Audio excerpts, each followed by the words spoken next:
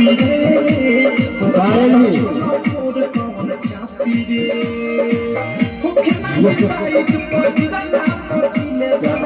ওকে মাইনে পাইত পদিবা না পদিলে দরজি আমার চলি আরে দরজি আমার চলি আপনা মরজি সে সিলেবা দরজি আমার চলি আপনা মরজি সে সিলেবা দরজি আমার চলি আপনা মরজি সে সিলেবা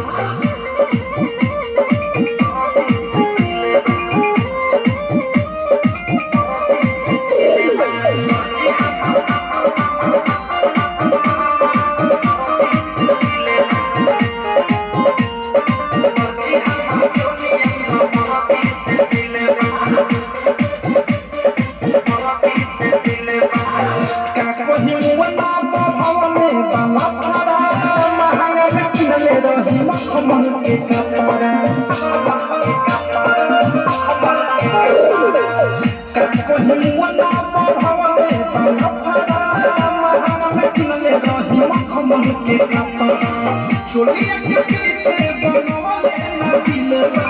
चोलिया के पीछे बनवले ना दिलवा दर्जी हमार चोली आगे दर्जी हमार चोली अपना मर्जी से सिलेवा दर्जी हमार चोली अपना मर्जी से सिलेवा दर्जी हमार चोली अपना मर्जी से सिलेवा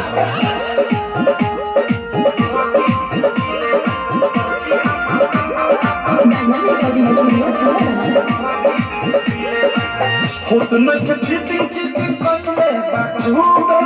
जब जब के भक्तनी लागो तानी डूबे खुद में के फिटिंग चिटिंग करले बाटूबे जब जब के भक्तनी लागो तानी डूबे और सबसे के दुख ताला मिलेगा राइट पर दुख ताला मिलेगा दर्जी हमार चोली दर्जी हमार चोली अपना मर्जी से सिले संजय भैया जहाँ कहीं भी यूट्यूब डालने का कष्ट करेंगे हमारे स्कूल में डायरेक्टर महोदय बड़े भैया संजय जी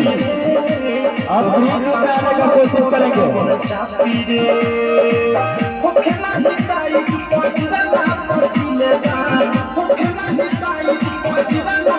दर्जी हमार चोली